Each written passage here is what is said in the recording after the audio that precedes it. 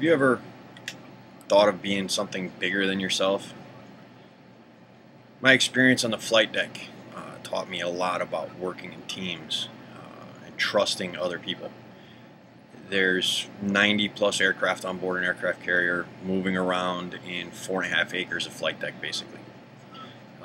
Everybody is color coded to what they do. Green shirts, which is what I was, responsible for launch and recovery. Red shirts are ordnance, yellow is safety and handling.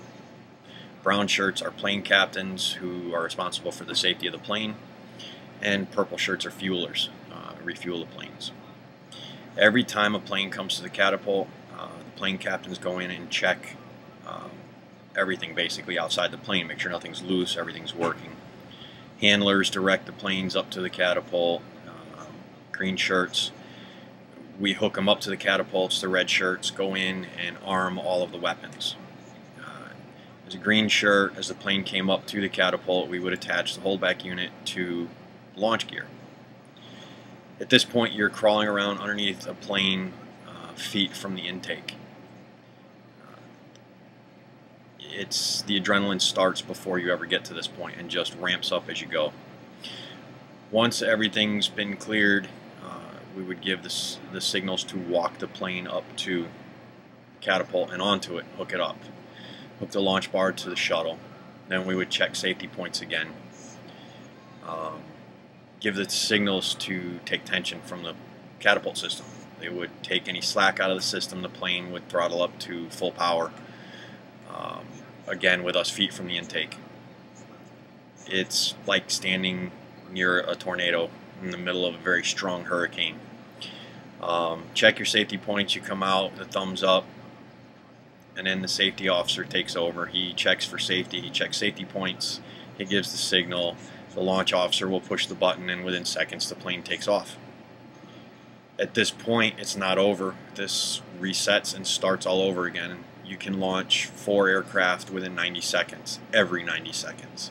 And you will do this for hours on end, 40, 50, 60 hours at a time. So you get very tired. This is where the trust comes in. You have to trust that nobody else is going to do anything stupid, and that everybody else is going to watch everybody's back, as well as you doing your job, not doing something stupid and watching everybody else's back. Catapult's 120 feet long. The plane reaches from 0 to 170 knots in less than 3 seconds and takes off. Next one comes up and you do it again. There's 4 catapults on the flight deck. You can launch from all 4, or during recovery operations they will launch from the bow catapults, Cats 1 and 2, and the planes will land on the back of the ship. This is a small group of the people that it takes to launch every single aircraft. You have to get the weight of the plane right, the wind over deck right. An F-14 Tomcat was 74,500 pounds fully loaded. It takes a certain amount of wind over the wings to get it to fly. So if you don't set the catapult for the right speed, it won't have enough speed to take off for the wind that it's going into it. An added danger to this job is the propeller planes, because now you have the propeller spinning around.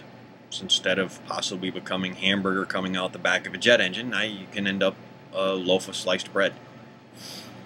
Just one more danger to deal with. Add more danger to it, this goes on at night as well, in the dark with very little lights. Any white light on the flight deck at night travels for many, many miles, which can pinpoint your location to an enemy ship. No white lights are allowed outside of the ship's hull after dark. So you have colored lights. Yellow is for handlers. We used red mini-mag flashlights when we worked underneath the plane. The plane's actual lights come on as the plane is taking off down the deck, and as soon as they touch down on the deck to land, the lights go off. No prolonged lights on the planes while they're on the deck. The equivalent to all of these planes moving around you, flying, wings over your head, missiles and bombs that go over your head while you're squatted down on the deck and they're taking off, is, I would have to say, about the equivalent of standing in the middle of the highway during rush hour traffic with the cars flying by you at speed limit. Somebody said it probably the best description I've ever heard is that you take an $80 billion aircraft carrier and you load it with $60 million airplanes and you get a bunch of teenagers to run it for less than minimum wage. When it all boils down to how many hours you work and how much your paycheck is, it's a lot less than minimum wage. There's no overtime. There is hazard pay when you work the flight deck, but that's it. Red shirts are the ordnancemen. They bring the weapons up from the lockers down below. They put them on the planes on the flight deck while flight ops are going on. They arm them when they come up to the catapults, so that while the pilot's on a mission, he can actually use his weapons. But until they're on the catapult, they're not armed. Purple shirts are the fuelers. They run hoses from the side of the deck out to the planes while they're on the deck during flight ops and fuel them up with JP5 jet fuel, which is just a little bit more stable than the JP4 jet fuel that you find at your land-based airports. Safety officers are responsible for everybody on the deck. Anything happens, it falls to them.